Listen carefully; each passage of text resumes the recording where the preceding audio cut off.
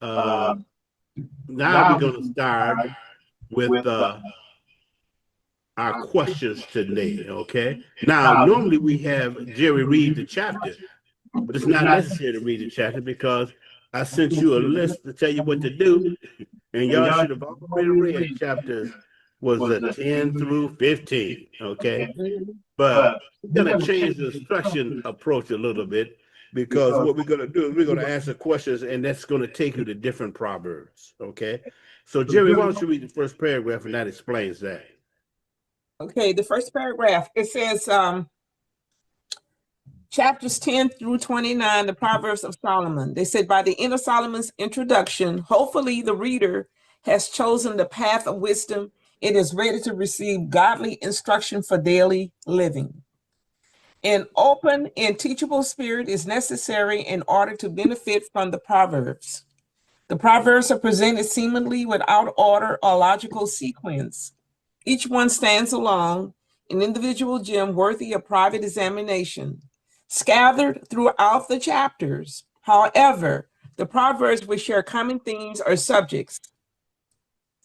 However, or Proverbs which share common themes or subjects. For this study of Solomon's Proverbs, 5 topics have been chosen. The 5 topics are: number 1, children and parenting. Number 2, slothfulness and diligence. Number 3, speech. Number 4, relationships with others. And number 5, building godly character. Before proceeding to the first topic, please read chapters 10 through 15, which we have done that in our private time. Notice the frequent use of proverbs which compare and contrast. We see that especially in the chapters that we read, 10 through 15, there was a comparison and contrast. And most easily recognizable are the ones which use the conjunction but, you know. So you read the Proverbs and say, okay, for example, it says, the fear of the wicked, it shall come upon him, but the desire of the righteous shall be granted. So those are, the contrast, the comparison in the contrast, with the but. So what I did is I went in when I read those 5 chapters, six chapters. I just highlighted the but in the verses, and I got a better understanding of what what the proverbs were saying when I highlighted the but, because it's a contrast. You do this, but if but if you do this, and then this would happen. If you do this, you will be cursed. But if you do this, you will be blessed. So I like the comparison in the contrast. Most easily recognizable are the ones which use a conjunction but. For example, the fear of the wicked, it shall come upon him, but the desire of the righteous shall be granted. Okay, that's an example that they give in this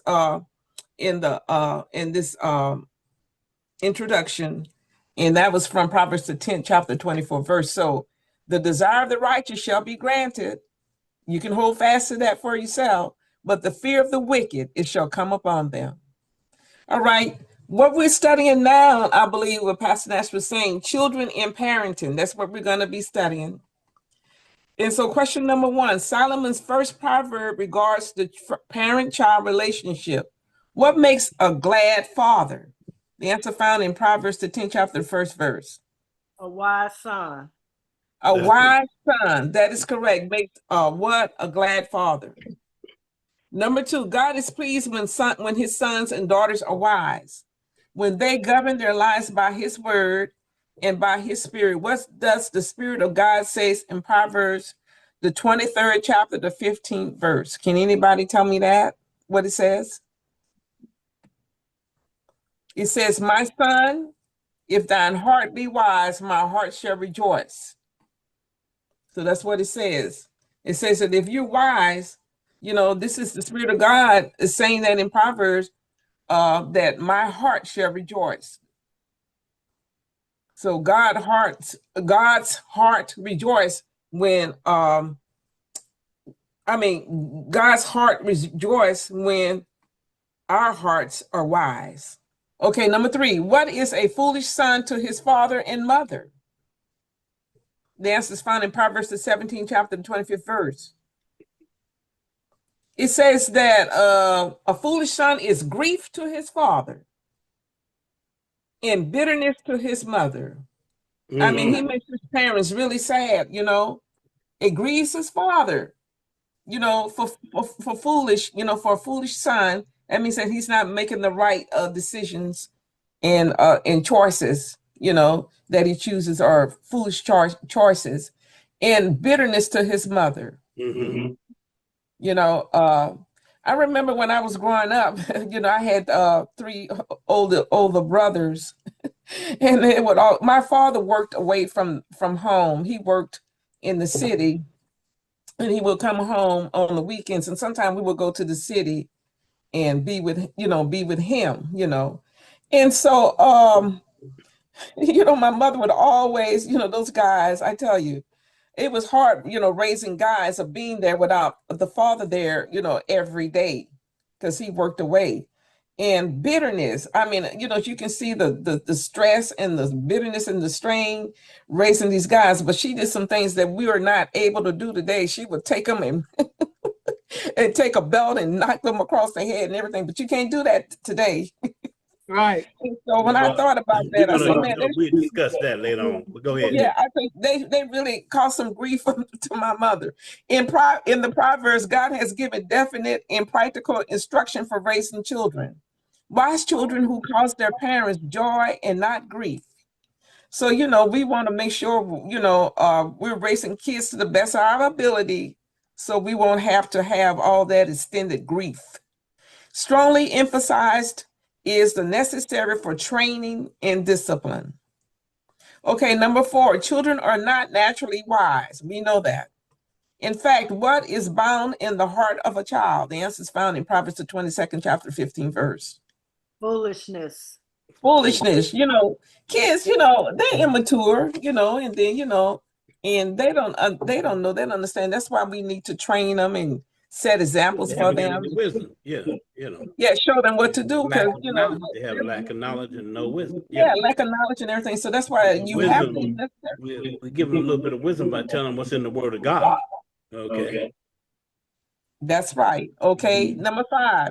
What will drive this foolishness far from him? Rod of protection. The rod of correction.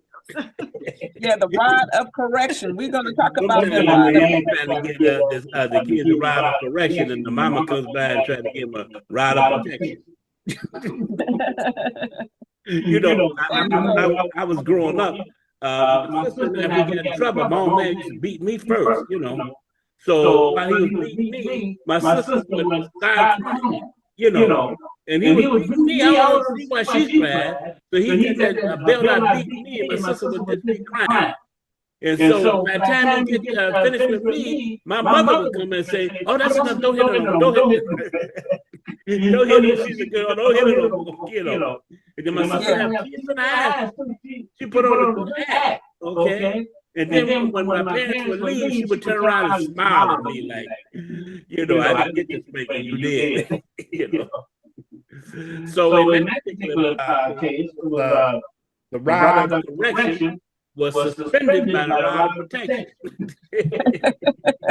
Okay. So the brother was right. She got it right. Okay, number 6. What happens when a child is left to himself? The answer is found in Proverbs the 29th chapter, 15th verse. He's going to bring his mother shame. He will bring his mother shame. So it's important that we, you know, we take some time out to train, to set an example for our kids, to talk to them, discipline them, and direct them on the right path.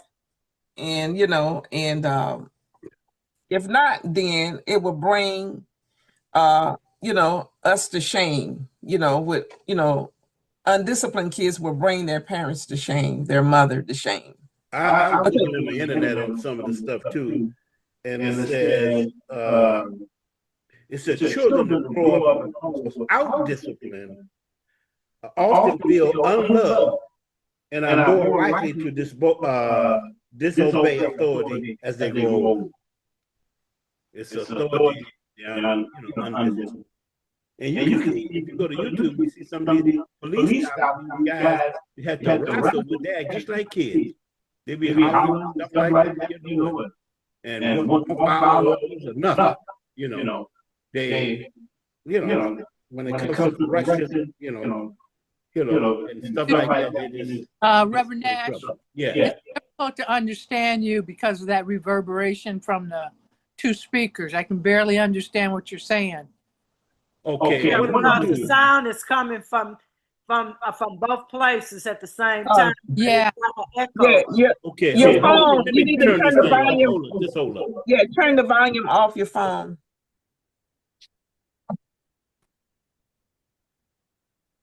I'm sorry, but I couldn't understand. It's like, But why? that's I'm glad good. you brought it That's up. good. I think it was I was having a hard time too. Let me see what's going to happen here. okay. Now you sound good. clear right You there. sound clear now. It does? Yeah. Yes. Okay. 1, 2, 3, 4, 5. Okay. That sounds better. Let's see, talk. Please continue, and then we'll tell you. Okay. I was just telling you about what happened when I was a kid. And sometimes we used to get spankings, and my old man used to be beating me with a belt, and my sister was hollering at the same time. He was beating me. So that got my mother's attention, and she comes in and stops it. But I had already received my beating. And my sister was crying like she was getting hit, but she actually wasn't getting hit. Okay, and then when my old man left the room, she turned around and gave me a real smile, while she wiped off her tears. For me, I guess. But she was afraid of getting a good beating. Okay, so but discipline helps. Discipline helps. Okay. Okay, you fellas can hear me now, right? Okay. Yes. Good. Question number 7. How is the fruit of wisdom brought forth in a child? The answer is found in Proverbs the 29th chapter, the 15th verse. The rod and reproof, discipline. Discipline, your children will bring, will the fruit of wisdom. Will bring forth the fruit of wisdom. You can teach them, and about wisdom, and they can learn it, and therefore it would provide, discipline and training for your children. Okay. Number 8. Hold up right here. Let's look at well, that's going to come into play in a minute. Anyway, if we miss the scripture, I'll let you. Okay, I've got 3 scriptures that point. Your feedback came back, honey. Okay, testing 1, 2, 3. Yeah, that sounds better. No, yeah, Sound much better. right. Testing 1, 2, 3. Okay, good. Okay, can you hear us? I can hear you well. Okay. Can you hear Berta? Say something. See if he hears you. Can you hear me? I can hear Berta. Okay, good. Okay, let's continue. Okay. Okay, we were on. You were saying something, but Pastor Nash, but I don't know what you were saying. You said we're going to get to it a little later. Yes, I have a few scriptures that I brought up has something to do with discipline, I think. But one of your, well, yeah, I think you're gonna cover it. You'll cover it. Okay, go ahead. Okay, number 8. What 2 things will a corrected child give to his parents? The answer is found in Proverbs the 29th chapter, the 17th verse. I looked in the NLT and came up with peace of mind is one thing, and he will also give his parents, make the parents' heart glad. That is correct. He shall give his parents rest. That means a peaceful mind. And he shall give the light unto their souls. That means make their heart glad. That is correct. Okay. Well, if somebody doesn't know, the NLT is the New Living Translation. Am I correct, Berta? Yes. Okay. Yes. Okay, good. Number 9. Number 9, consistent disciplining can be difficult and distasteful. But the Bible plainly declares in Proverbs, the 13th chapter, the 24th verse, that he who spares the rod, blank. What does it say? He that spares the rod, what? It said he hates his son. Jerry, what does that mean when they say he who spares the rod hates his son? Okay, what it means is that if you don't discipline your son, well, back in the day, they use a rod, just like you said, your dad used a belt. My mother used a belt. She used switches and everything. Yeah, right. And back in the day, but like I said, you can't do that in today's day. Well, the Bible didn't say that though. The Bible didn't say you can't do it today. But if you do it today, people end up in jail. They end up in jail by doing it. What did Fred's wife, Fred Price's wife, say about disciplining children one time? She told her this was a while back. Well, she was a while back. She said that if you're going to discipline them, she said, make sure if they have a bruise, don't send them to school. But I personally think it's more than one way to discipline a child. It doesn't always have to be, to me, in a physical way. Right. Like, with children, with social media and stuff, you could take away something because whatever has an impact on the child, because you can have two children and you can whip one and it'll make a difference. And then the other one, it doesn't make any difference. So I think the discipline is the key word. You discipline them, but it doesn't necessarily have to be you beating them. Right. I agree with that. But why do the Bible uses the rod as an example? Then? Well, I consider the rod in connection with discipline. I don't necessarily see, like some people see a physical rod, but I see the spiritual aspect of it, of that rod. Oh. Let me look at Proverbs. But if somebody asks you, what is the biblical solution to disciplining the kids? Are you going to tell them it's not the rod? No, I wouldn't say that because I used the rod on mine. Come on, bring it on out. My kids are not, like I know, like my first grandchild, I don't ever remember her parents using a rod or anything on her, but they would put her in timeout and it worked. And when when the twins came along, she had to use the rod on one of them, but not the other, because one of them, it didn't matter. It just didn't make that connection with her. But because a rod to me is just, like punishment. That's the way I look at it. It's a punishment. Symbolic of the natural. Yeah. Okay. Anybody I else got any questions on that? Carmelita, did you use a rod on your kids? What? Huh? I don't necessarily say the rod. I use the hand. Oh, same thing. I didn't go get anything out. I used the hand, but mostly, as they call that now, that's called corporal punishment. I tried to use mental way of distributing what I thought was punishment, either like you were saying, with no television or no games, but sometimes you have to sit a person down, and you got to make them sit down, and that's where your hand comes in. And I feel like if you do use a rod and you are doing it in love and not out of anger, it's not going to look abusive to me. Okay. But it can look abusive if you start using that rod and you get so angry that you lose control. Right. Because we do it out of love. We do it out of love, not out of anger. Okay. So I think that makes a big difference right there. Well, I have a quick example. One time I had my youngest daughter and we were all downtown.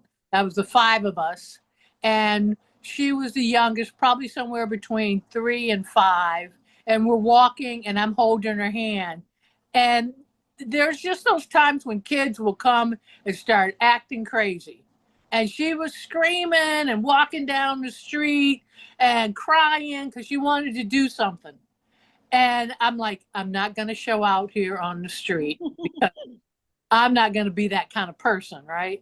And I kept asking her, I said, okay, I'm asking you now to calm down. But she wanted to continue on. And we just continued walking till we got to the van.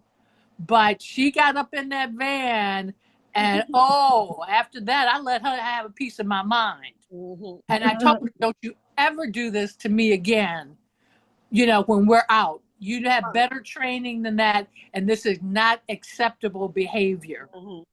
They understood that non-acceptable behavior just doesn't fly with mama, okay? And that's something that they've always come to understand. When I say this is unacceptable behavior, that's like having the rod right there. Right. And I think just the way people do things have kind of evolved, because I remember as a child, I was reared by my grandmother. And wherever we misbehaved, we got it right there. And nobody considered it abuse. It was a common thing. Yeah. And other people would help raise your kids too. It was just like a village.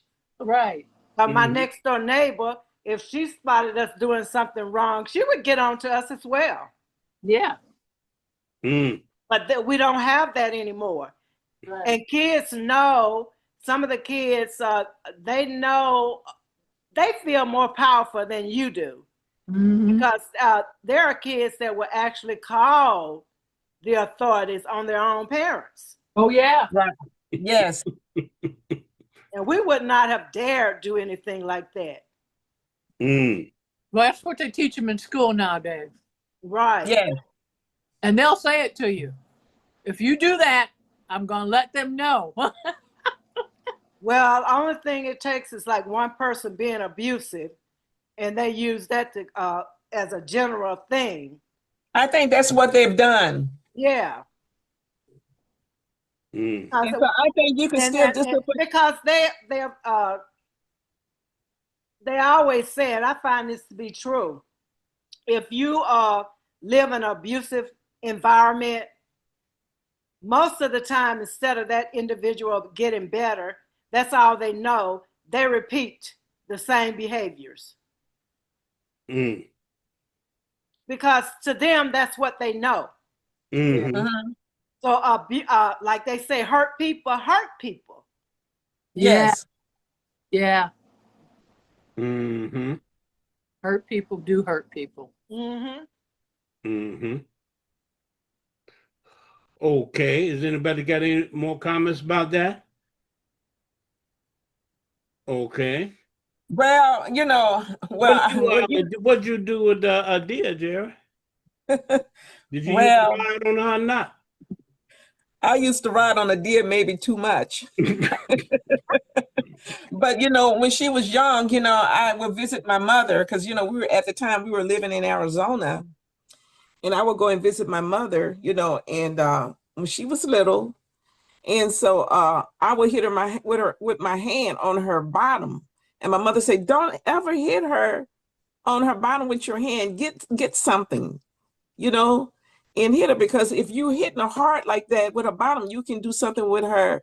Now, this is what my mother said. You can do something to kind of shift some of her internals, parts, as a female.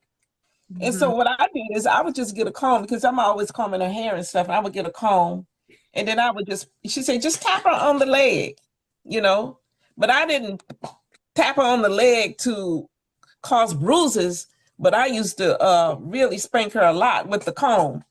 And to this day, she see me pull out a comb, and guess what she does? She grab her butt. She grabs her butt. She's grown, but I think I used to discipline her too much. And when she got older, I told her, I said, you know what? I said that, I was not the perfect mother. I did what I knew to do as a single parent, because I was a single parent until Adia was 17 years old. Mm-hmm.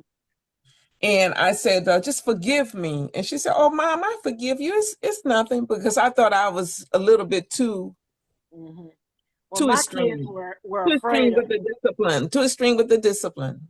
they were afraid of a whipping. But I remember my middle daughter, I think they should. it was hard to use the belt on her because she squirmed around so much.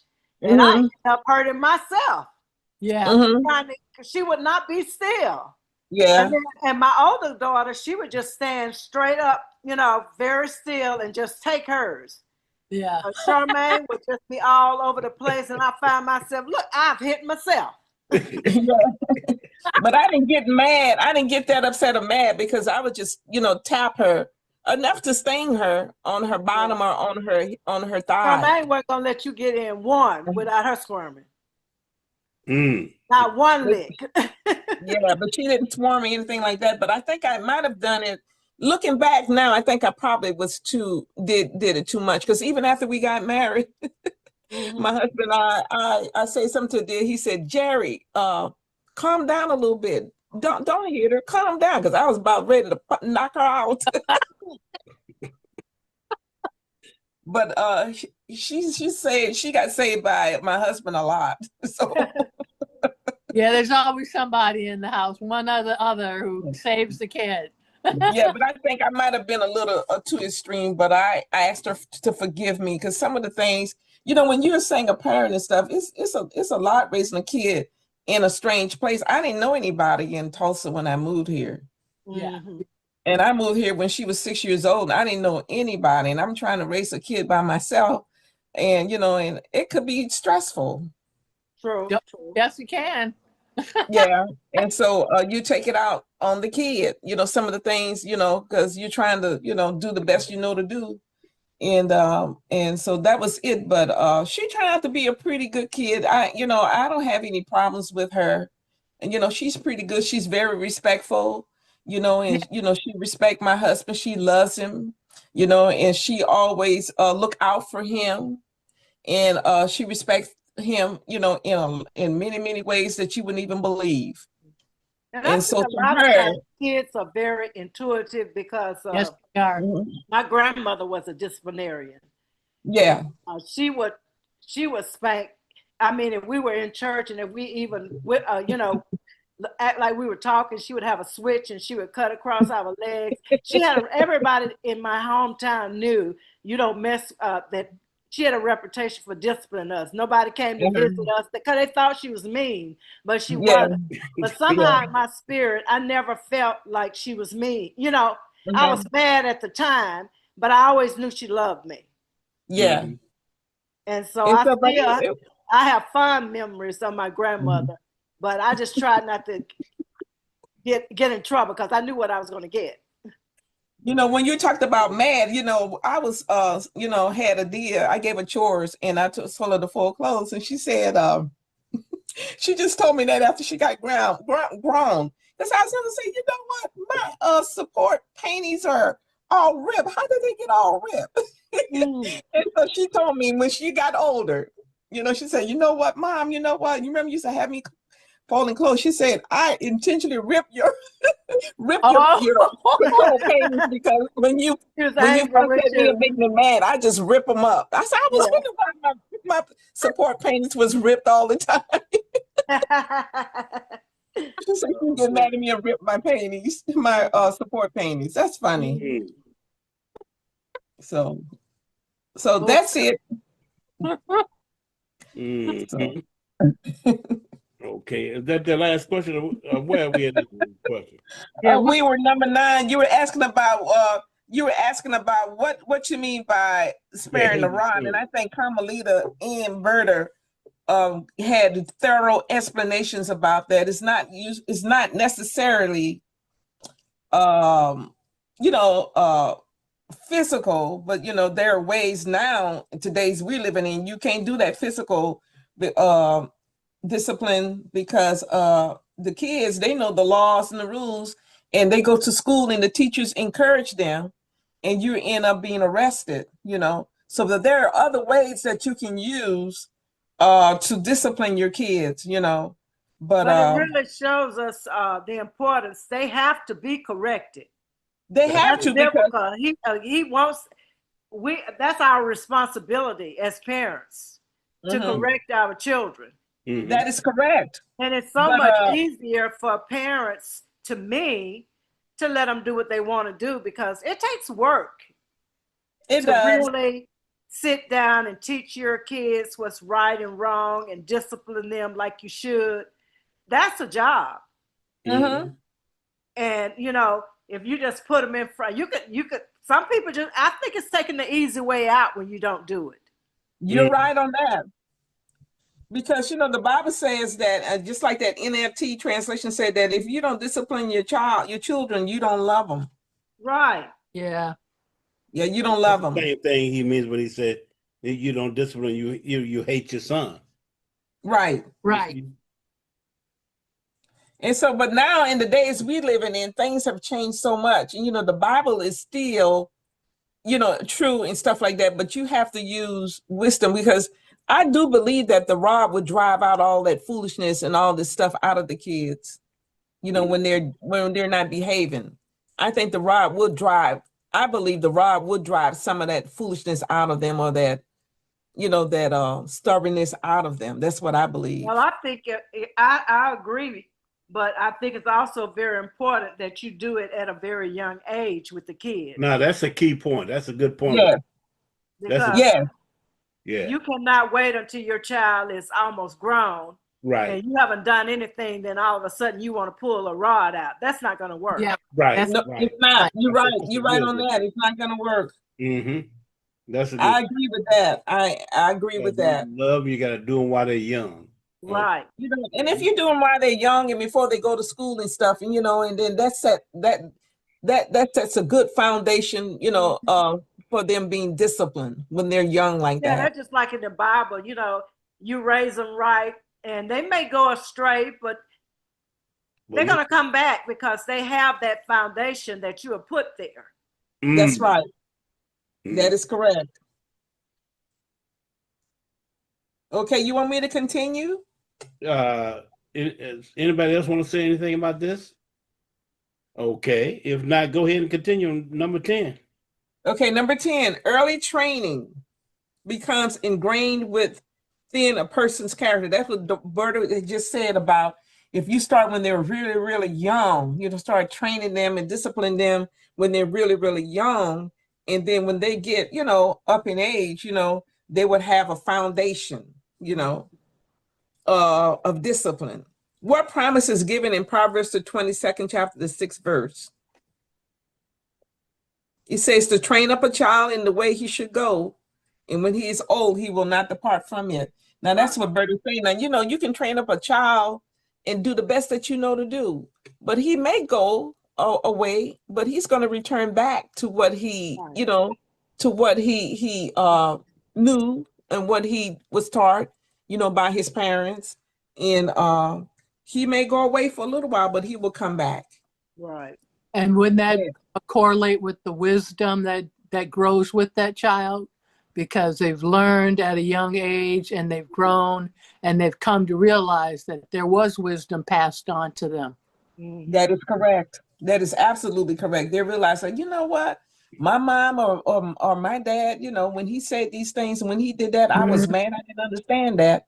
And but now I know that he was just, he was concerned about my well-being. He just wanted me to to be a wonderful citizen, a great citizen, and be a person of character.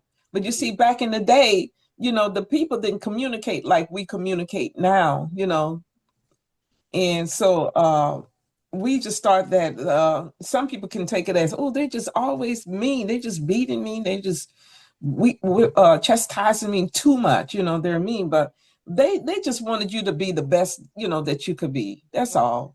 Yeah. Kind of reminds me of the prodigal son.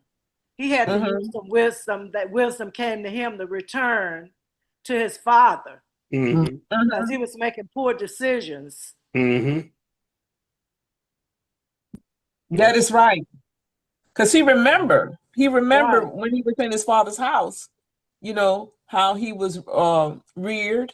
Mhm. And he remembered all of that. He said, well, Yeah, he why y'all remembered make that his this? father's servant was, living better than he was when he was in the. Right. That's right. Right. And he said, In let me fact, the get Bible myself out say of this the Bible say pig pen. he came to himself, Hmm. Yeah. which means he wasn't of himself. Right. He came to himself. Okay, Hmm. so yeah, that's I have a question, and I like what you said, Berta, and I liked what you said, Carmelita.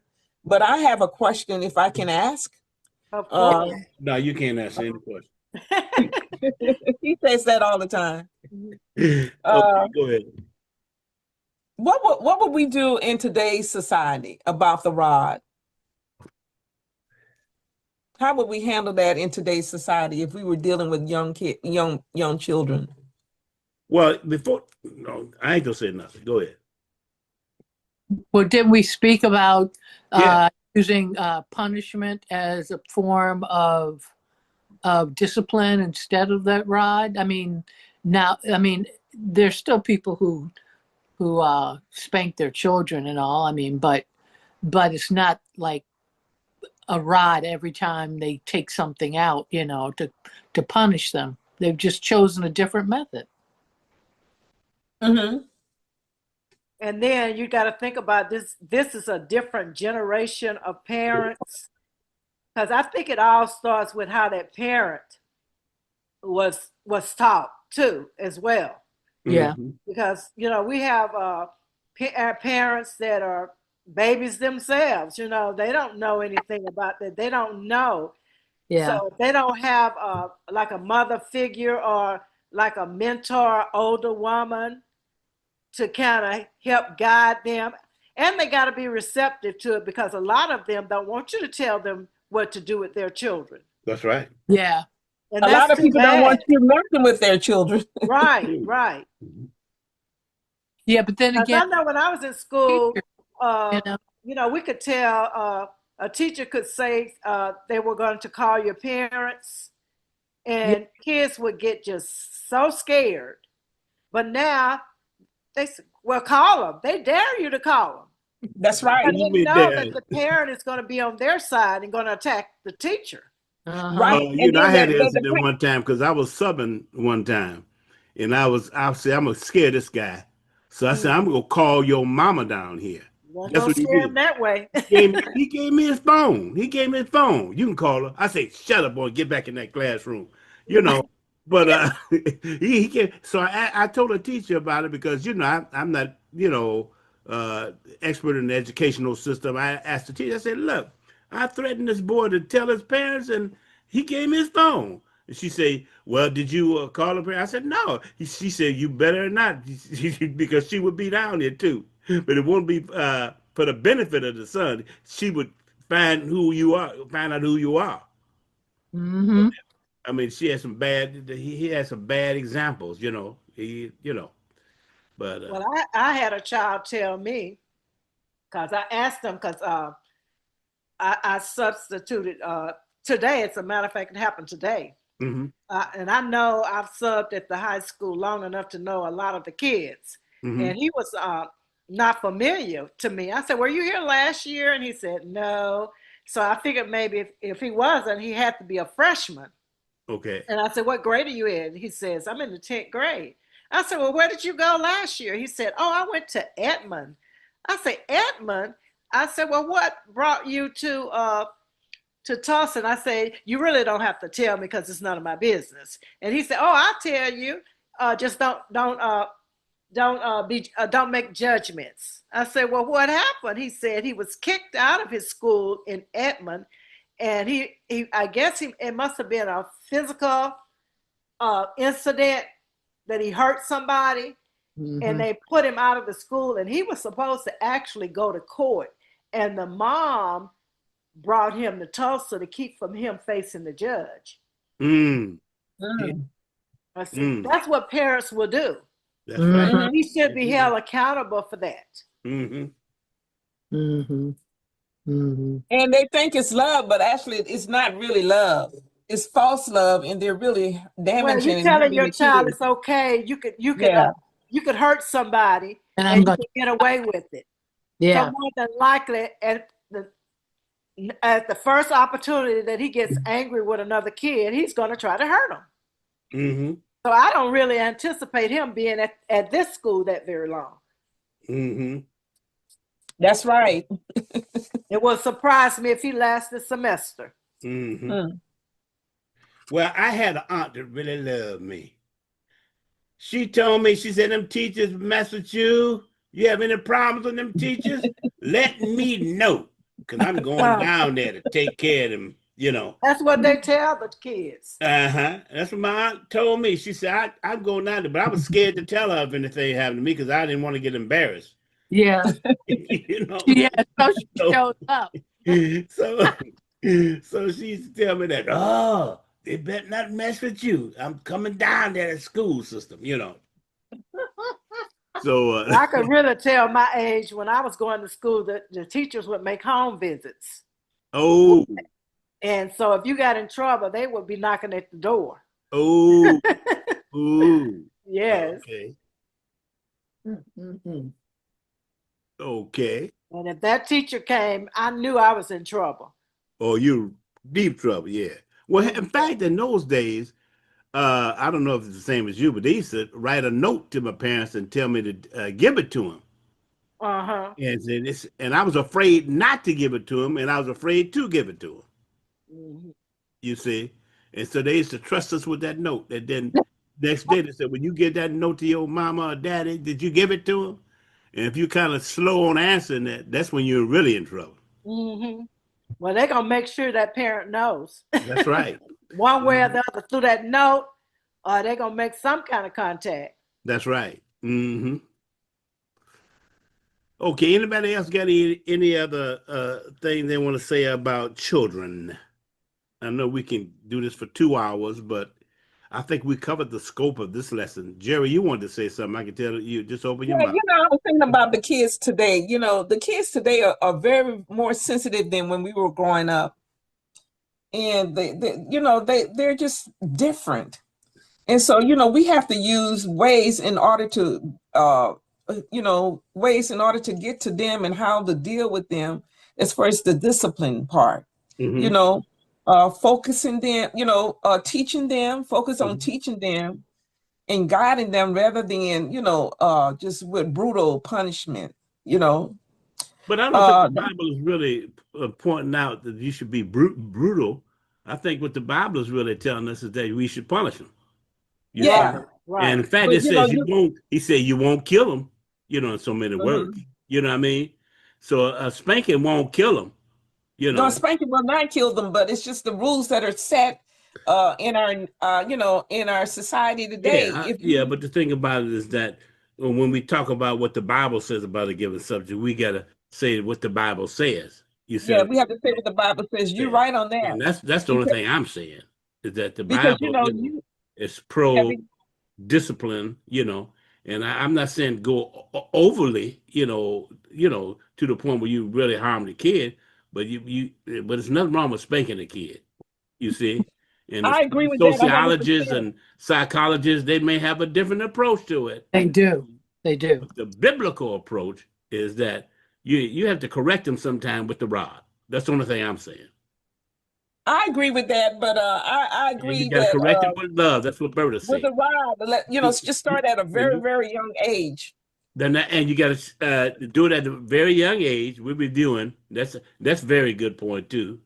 You don't want to get a child 25 years, let him stay in your house 18 years. You call yourself correct him, he might correct you. Okay. Right. And I don't think a child that you start at a very young age is going to have the mindset to think that you are abusive. Right. Right. So Okay. they know that's what happens. There are consequences. But if you just wait too long, they will consider that to be abuse. Yes. Okay. Mm-hmm. So it's important that to start them when they're little. Mm-hmm. Mhm. Now, we talked about the love factor and all this other good stuff. I'm going to read this thing to you again. I got a web. It says, children who grow up in homes without discipline Mhm. often feel unloved and are more likely to disobey authority as they grow older. You see, Yes. and so that's a point too. That we should realize. And I do believe that too, because I think in spite of how a kid act, they don't know it, but they really want you to set some limitations on them because Right, it's a way for them to feel safe. right, right. That's good. That's You good. know, you're right on that, Alberta, because they expect, even though it may come out mean, but they expect that because it's a sense of protection and Right. security for them. But if Mhm. you don't care, and then they feel, if you ignore them or don't say anything to them, they feel like you don't even Don't care care. about her. You're You not don't love her. concerned about them. You're not Hmm. concerned. Hmm. And they will tell you she doesn't care. That's Right. it. Mama doesn't care. Right, right. Right. Hmm. And so Okay, if that's that's all all I we're have. going to have on this subject, you fellas did an excellent That job. was very good. That was really That was, good. We that we can was- we can do a podcast on that one. that's what I'm saying. Yeah, that is right. Okay. So anybody have any prayer requests now?